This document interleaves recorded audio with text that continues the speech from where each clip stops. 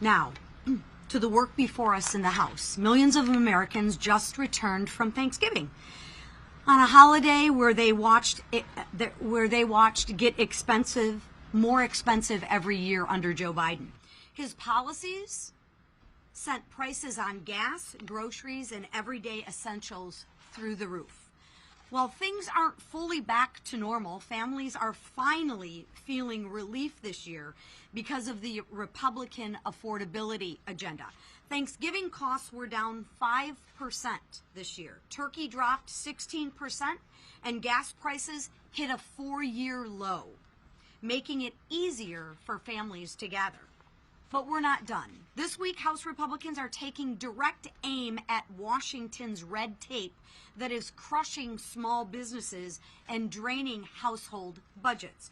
So think of this. Small businesses now pay nearly $14,700 per employee just to comply with federal rules. Meanwhile, families lose more than $16,000 a year to hidden regulatory taxes. And that's just unacceptable. So House Republicans are acting. Our affordability agenda will move forward with the Dump Red Tape Act and the Small Business Regulatory Reduction Act. These are real reforms to roll back Washington's overreach and put power back where it belongs. The power needs to be with the workers, with the families, and with the job creators, not with the government. Democrats created this affordability crisis. They buried families under regulations, spent trillions on pet projects, and siphoned off Americans' hard-earned money to appease their radical base. We're not letting that stand. House Republicans are actually cleaning up Bidenomics. We're ending Biden inflation and restoring an America that working families can afford to thrive again. Thank you. Mr. Nunn. Hey, thank you very much, Chairwoman. This week we're going to be running some very important legislation, particularly dealing with the Communist Party of China. I'm so thankful for our leadership team standing up to this. And let me tell you a little bit about what's happening in the heart of the heartland, right here in Iowa. Look, I started off my career as a counterintelligence officer for 20 years. I worked directly inside China, and we saw what Communist China brought to the United States, not just in the buying of farmland, but literally sending agents to my district and pulling corn seed out of the ground so they could replicate it back home. But now they're not just growing or coming after what we grow in our fields, they're coming after what we grow in our classrooms. Most recently, a group from Des Moines Public Schools was taken on an all-expense-paid trip to be inside China. But the Chinese weren't there under the facade of friendship. They were there to collect information, to exploit, and to manipulate. They forced these kids to hand over their digital information, required them to use WeChat, an internal public server for China, started an early process of cultivation, and in the counterespionage world, we consider this source recruitment. Consistently, I've had parents across Iowa say, how is this allowed to happen? And the simple truth is, there's no law preventing it. The Chinese government is creating a series of shell organizations to recruit kids to come to China and then exploit them the moment they set down in soil inside Beijing. This has to stop. I'm so proud of this team for helping us stand up to what the Politburo in Beijing is trying to do to kids in Des Moines, Iowa, and across our country. We have the opportunity not only to push back, but to send a strong signal that we have a friendship opportunity with China that is real, but we will not stand by while Chinese communist agents attempt to recruit kids for future exploitation. Whether it's in ag or whether it's in the classroom, we have the opportunity to say no, and this team has stood up to do it. Thank you very much, Mr. Speaker, for your leadership. Thank you. $1 billion. That's how much money has been stolen from the hardworking taxpayers in my home state of Minnesota. And if that's not egregious enough, some of these taxpayer dollars have allegedly been diverted to al-Shabaab terrorists. Under the failed leadership of Tim Walz, Minnesota has become a hotbed for fraud. We knew it was bad, but now, thanks to the work of our new U.S. Attorney for Minnesota, the true size and scope of the crimes is being brought to light, finally. $250 million in the feeding our children scandal. The largest pandemic fraud case, by the way, in the country. 14 million robbed by a woman who fraudulently diagnosed Somali children with autism, then billed the taxpayer for the services that were never provided. Over 5 million stolen by individuals falsely claiming to provide housing assistance to those in need. These are just some of the fraud schemes that have been federally charged, and I want to emphasize that because our failed governor tried to claim that he's been prosecuting. He hasn't even investigated. There are even more, by the way, that are under investigation, including 80 autism clinics that are currently under investigation. Career fraud prosecutor and former acting U.S. Attorney for Minnesota, Joe Thompson, said the amount of fraud, quote, takes my breath away. Even the New York Times admitted that the fraud in Minnesota is, quote, staggering in its scale and its brazenness. Between the meals, housing, and autism therapy fraud cases, 86 people have been charged. Of those 86, 78 are of Somali descent. Let me be clear, it is not racist to call out criminal behavior. And we're going to not cower to baseless labels while Minnesotans, including law-abiding Somali Americans, get robbed blind.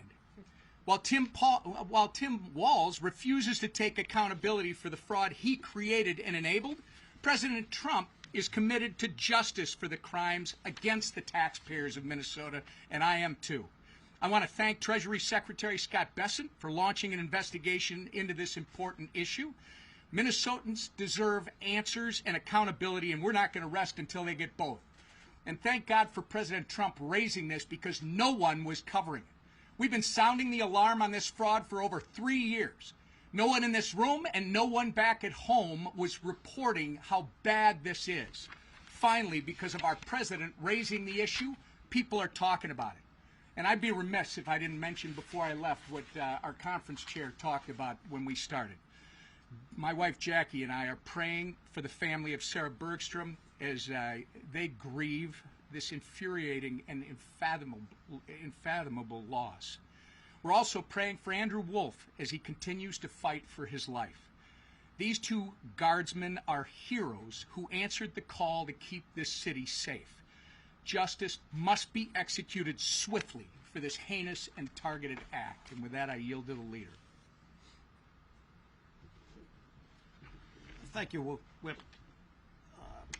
Our country was shocked the day before Thanksgiving to see just a senseless, violent act of this tragedy attack on our National Guardsmen here in D.C., the West Virginia National Guardsmen that were both attacked for just doing their jobs and keeping D.C. safe.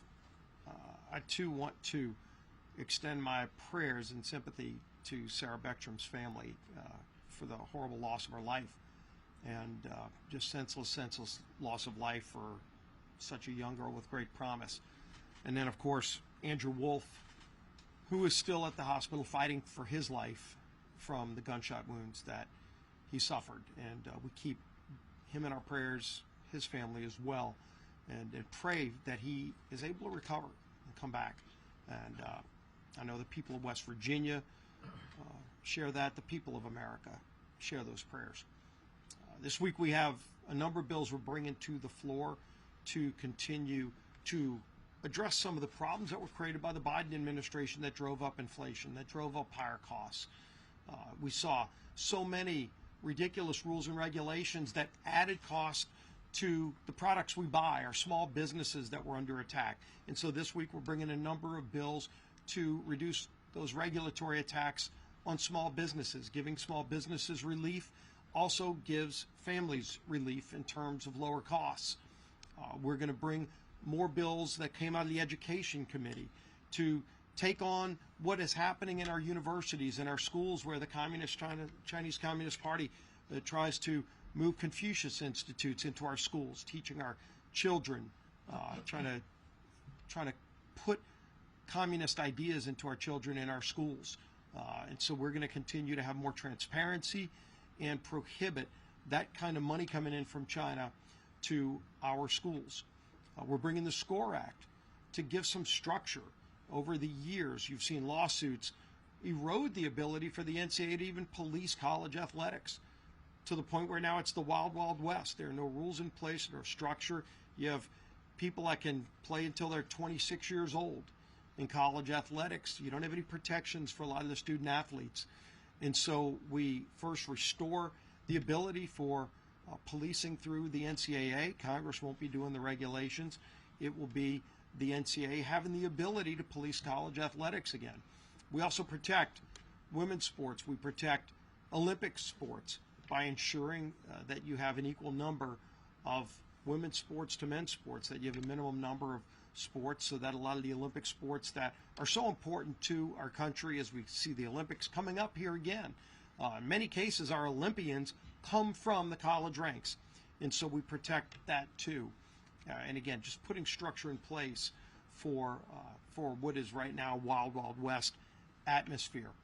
And we're going to continue to work on healthcare proposals to ensure that families have choices and lower premiums. That's what Republicans care about.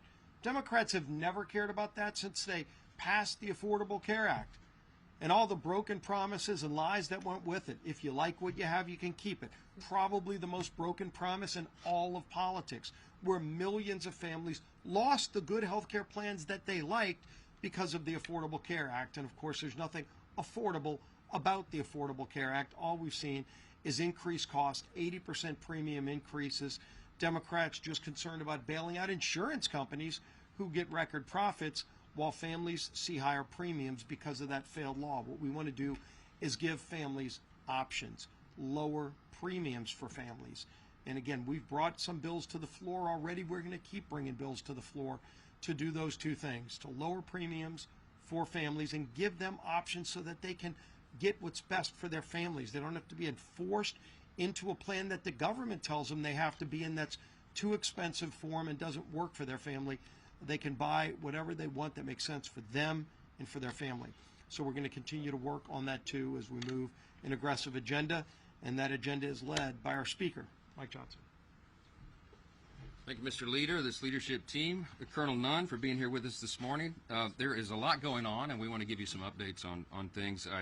I hope everybody had a blessed Thanksgiving. It is true that our hearts were heavy, of course, with Sarah and Andrew, these two selfless National Guardsmen who were senselessly attacked while they volunteered for service to defend the rest of their fellow Americans, and they literally took bullets for it. And so our prayers are with Andrew as he recovers, and our hearts and prayers are with the family of Sarah. It reminds us that freedom isn't free, and some people make the ultimate sacrifice so the rest of us can have that. You know, I was reminding our conference this morning, 1789, our first president, George Washington, was the first to issue a national day of thanksgiving and prayer, a proclamation. And he declared that because the Congress requested it of him. And of course, Washington was the first and best person to do that, to start the tradition. And he wrote famously in his proclamation, he said, it is the duty of all of us, it is our duty to acknowledge the blessings of God, to be grateful for what he's done for our country and all of us individually, and to humbly implore his protection and favor. It's never been more important to do that, and it's a great reminder. Thanksgiving is a uniquely American holiday, as we know, and it's a great time to sit around the table and be reminded of those blessings, and chief among them is the freedom that we enjoy, and we do not take that for granted. So it's proper, appropriate for us to acknowledge those sacrifices. Now, there's a lot going on across the country. There's a special election in Tennessee today, you may have heard, Tennessee's 7th District. I spent all day there yesterday. I think it was 10 hours and 12 events, I think. I was with Matt Van Epps, our Republican extraordinary candidate for the seat there that is open and will be filled today in the election. He's running against someone who truly is, by any objective measure, a real radical. She famously said that she hates Nashville, which is the largest city in the district, which is kind of an interesting campaign strategy, and hates country music. You know, it's Tennessee. So Matt Van Epps is an extraordinary candidate by contrast. He is a lieutenant colonel in the Tennessee Army National Guard. He's a combat veteran. He flew combat missions, deployed 8 times over to the Middle East, and dodged missiles and bullets for his country.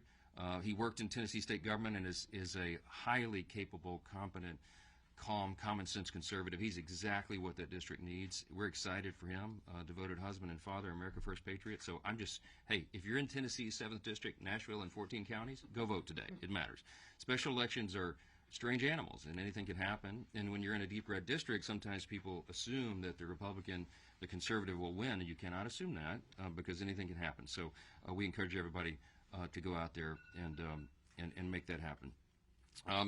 The people are fired up. I was there and really enjoyed the energy there. We're going to see that across the country next week as we go into this very important midterm election next year. I mean, and all the weeks ahead. And as we go into that election, remembering again how important all of this is. And as we put some posters up here to remind you and remind all of ourselves what an extraordinary run we've had in the 119th Congress. Now, in spite of the fact that we had razor-thin majority, I mean, it many times, as you know, 1 or 2 vote margin, we still have had one of the most consequential Congresses in the great history of this extraordinary nation. And you know, if you look at what has been accomplished for the first 10 months of this term, this year, the 119th Congress, this new administration, you could stack that up against any Congress in history. I think it's probably in the top 5 in terms of marquee landmark achievements. And, you know, part of our, both a blessing and a curse is we did so much of it in the One Big Beautiful Bill, the Working Families Tax Cut.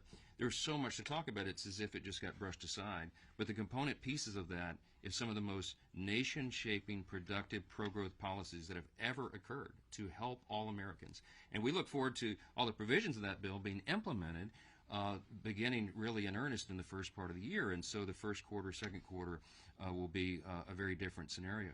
But we're excited to go through that. We can't fix everything overnight, and the Biden-Harris administration, as we said so many times, in 4 years really destroyed almost every metric of public policy.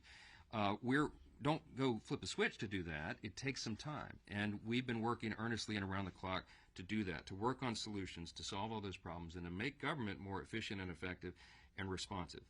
Republicans have been delivering and working to bring down costs for American families, to fix the Democrats' broken health care system, and to rid our streets of violent criminals and dangerous illegal aliens.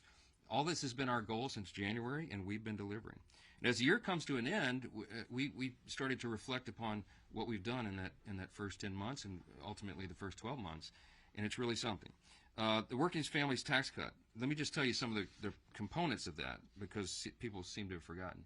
It was a permanent extension of the 2017 tax cuts, which is collectively it's the biggest tax cut in U.S. history. Had we not passed the big bill, we would have had a $5 trillion tax increase on all hardworking American families as that expired in December. It was a marquee achievement. We also in that included permanent estate tax relief extensions. We had landmark Medicaid program reforms, which the CBO has said is going to save $185 billion and reduce premiums on everybody for their health care. We expanded the SNAP work requirements to get ineligible recipients off, young able-bodied men with no dependents or health problems. They shouldn't be riding the wagon, and they won't anymore. In the bill, we increased border enforcement and funding, generational investment in those things, and it's worked because guess what? The border is sealed. We don't have all these illegals coming across the border anymore. We included no tax on tips, no tax on overtime, increased standard deduction for seniors, free tax savings accounts for every child born in America, which we'll be announcing at the White House in an event this afternoon. Business tax provisions to incentivize investments and innovation. That's all in the bill and much more. We codified 67 of President Trump's America First executive orders so far, and there are many more to come. We repealed Biden-era regulations with 23 Congressional Review Act resolutions. Now, this is important, too. We've been making history along the way over the last 10 months. In the entire time that CRA's, Congressional Review Acts, have been part of the law, only 20 had been signed into law since the inception of that instrument. This year alone, we have already passed 23 of those out of the House, and 16 of those have been signed into law. That's a big thing. We've restored regular order to the appropriations process, and y'all know how what a big thing that was. The goal of mine since I became Speaker a little over 2 years ago was to restore regular order, because instead of governing by an omnibus before Christmas, which is no way to do stewardship, we wanted to get back to 12 separate appropriations bills. And as you saw, when we reopened government, one of the things the President signed was 3 regular order appropriations bills signed into law. What a marquee achievement. We had agriculture, legislative branch, military construction, VA, bill signed into law, and both chambers and the appropriators are working right now to put the next bills, get them prepared, and get them enacted and signed into law. We've also, in the last 10 months, defunded wasteful spending through rescissions, billions of dollars there. We passed and signed into law the Genius Act, the bipartisan landmark crypto legislation. We passed and signed into law the Laken-Riley Act, the Halt Fentanyl Act, and the Take It Down Act. And the House has passed the SAVE Act, the Illegitimate Court Counter Action Act, Protecting American Energy Production Act, the Protection of Women and Girls in Sports Act, Fix Our Forest Act, the Ticket Act, Unlocking Our Domestic LNG Potential Act, American Entrepreneurs First Act, Stop Illegal Entry Act, Made in America Defense Act. I could go on and on and on. Remember, these are just the top lines. The House has passed 331 pieces of legislation this year that will directly improve the quality of life for millions of American families. And that's a lot to be thankful for. By the way, just this week, as was mentioned earlier, President Trump is signing into law the IRS Math and Taxpayer Help Act. It received little fanfare in the media, but it's a bill that will provide taxpayers fairer treatment when corresponding with the IRS regarding tax returns, and that's a big thing as we go into tax season in the first quarter.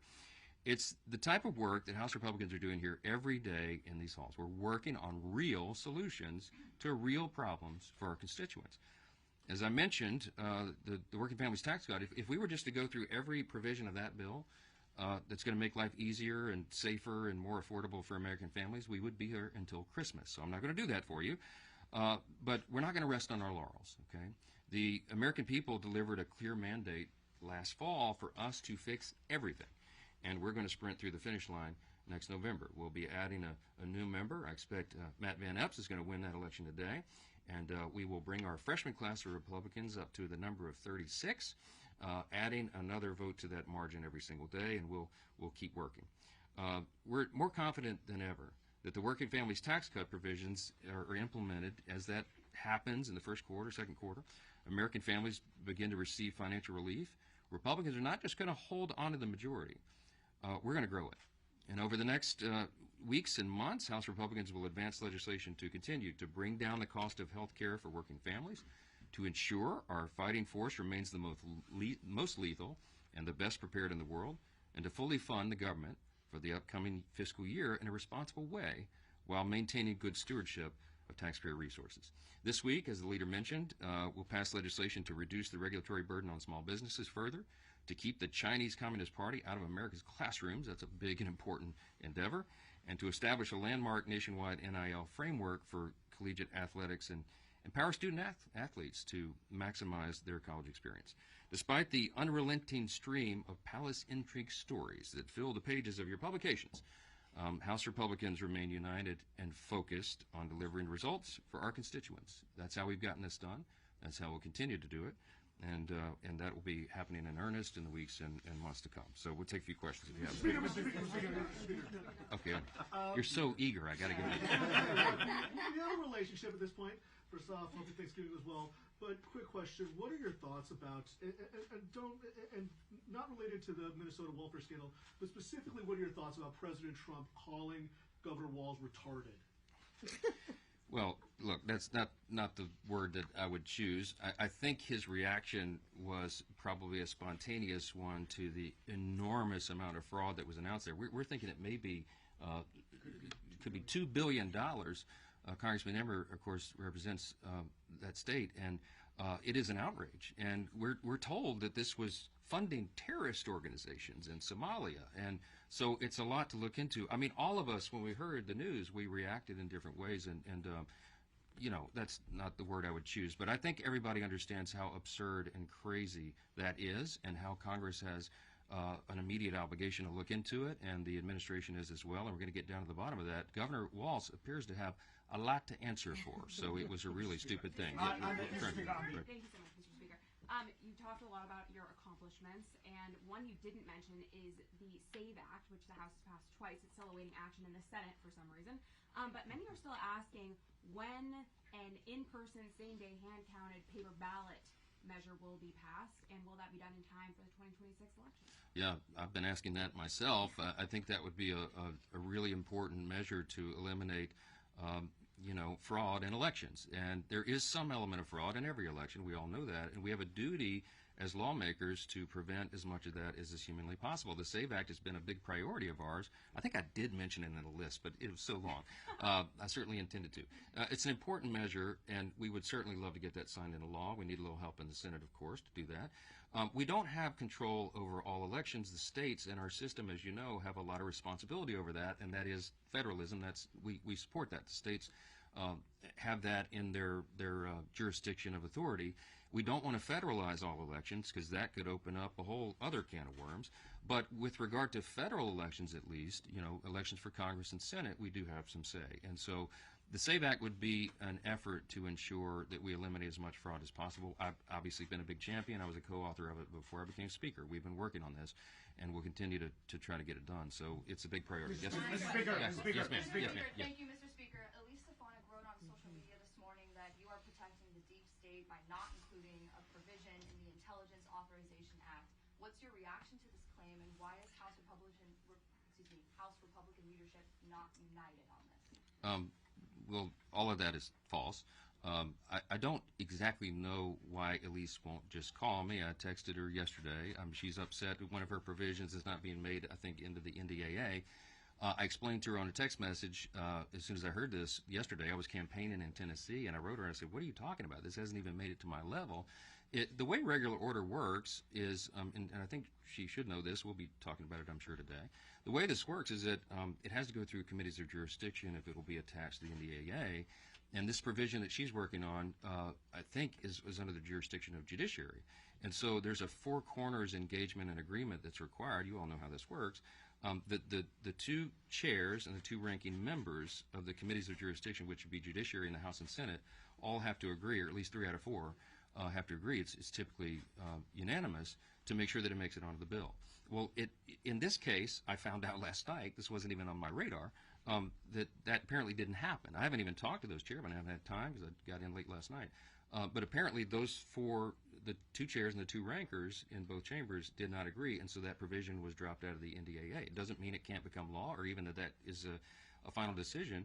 But I sent my friend Elise a text last night, and I said, can you find out what the issue was, and I'll help you resolve it. I support her provision. I would vote for it. I think it's smart. And I'm not sure exactly why it wasn't included. So I don't know why she's frustrated with me. I literally had nothing to do with it. But I'm happy to roll up my sleeves and help her. I want everybody to be successful, and we're going to try to make the bill as best it can be. On the Caribbean boat strikes, the administration has acknowledged that there was a second strike in that attack in September, but they have not said if there were any defenseless survivors. Should they release the video to Congress, the unedited video to Congress and to the American public? And 2, if the defenseless survivors were killed, would that constitute a violation of the laws of war? I'm not going to prejudge any of that. As you know, both of the Armed Services Committee and the Senate and the House will be having hearings on this to review, and that's their role. I have been listening. Again, I was pretty busy yesterday. Didn't follow a lot of the news, but I caught up a little bit early this morning. That my assessment of this, my understanding is that most of the people that have looked at this, at least in a preliminary review, say that the admiral who ordered the second strike thought it was necessary to complete the mission. He's a highly decorated, highly respected admiral in the Navy, and he made that call. And so, we're going to have to look at that. I'm sure Congress has a right to look at it. I don't know how much of the tape should be released because I'm not sure how much is sensitive with regard to national security and all that. I haven't had a chance to review it, so I'm not going to prejudge it. But I will say that, it's not an unprecedented thing. One of the things I was reminded of this morning is that under Barack Obama, President Obama, he had, I think, over 550 drone strikes on people who were targeted as enemies of the country, and nobody ever questioned it, okay? And secondary strikes are not unusual. It has to happen if a mission is going to be completed. So I haven't reviewed the scope of the mission. I haven't reviewed that particular strike. I don't know what went into the admiral's decision matrix, but it's something that Congress will look at, and we'll do that in the regular process and order. I think it's very important for everybody to reserve judgment and not leap to conclusions until you have all the facts, and that's what we'll be uncovering. Yes. Secretary has to testify. Thank you, Mr. Speaker.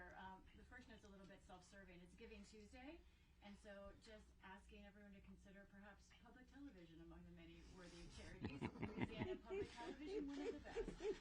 Yes, there's a plea to give to public television for Giving Tuesday. Okay. And then on healthcare, two of your members came out of the meeting just now and told me that it was their impression that the House Republicans are likely to get on board some kind of short-term extension for the subsidies while you work out long-term reform. They weren't members who love that idea, but they said it looks like that might be necessary. Where do you think things stand, and could something come before the House by the end of the year?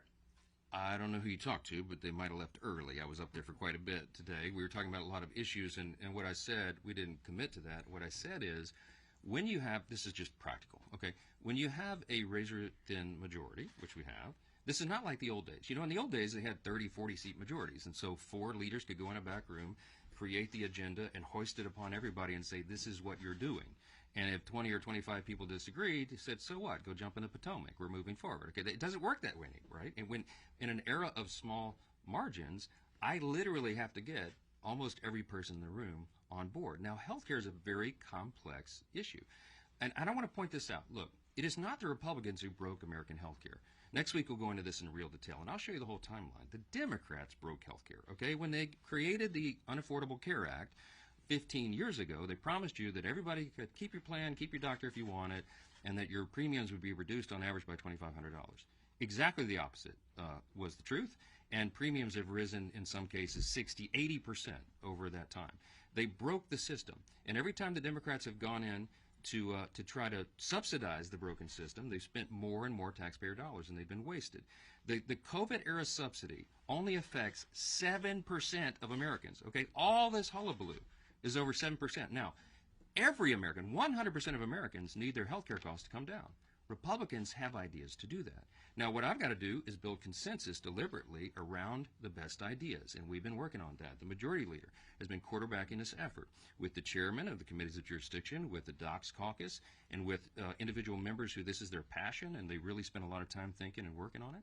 And we're pulling those ideas together, and there will be a Republican response to this, okay? So I can't project in advance what that will be, because I don't know what the consensus is in that room, but you will see our sleeves rolled up and that work being done in earnest this week as we bring all that together.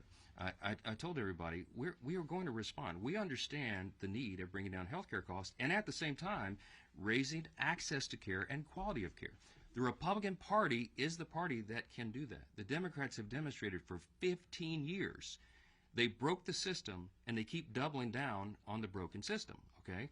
Hey, and guess what? If you love your Obamacare, you'll get to keep it, okay? We're going to improve the system for Americans. We have good ideas to do it. We have a lot of thoughtful people working on this, and we'll be pulling it together. So no, the answer is no. I did not project any outcome of this morning. We were talking about the various ideas, and we're working right now. People are very passionate about this, and they should be, because their constituents understand the necessity of it. So we'll keep doing that. Thank you all so much, and be more later today. The Tigers. Do you know that the Somali Autism Society, they actually work on helping Somalis get properly diagnosed? They're with the Minnesota Autism Society. By the way, the fraudsters have put real autism claims at risk. No, I know, but there's a charity that actually focuses to counteract the misinformation. Do you know about them? The misinformation? No, the misdiagnosis I meant to say. Like, there's actually really good. You should check them out. We're working with actual Somalis that are impacted. Yeah, I know, yeah. I was trying to help them. Yeah, because I'm really good friends with the Somali Autism Society in Minnesota.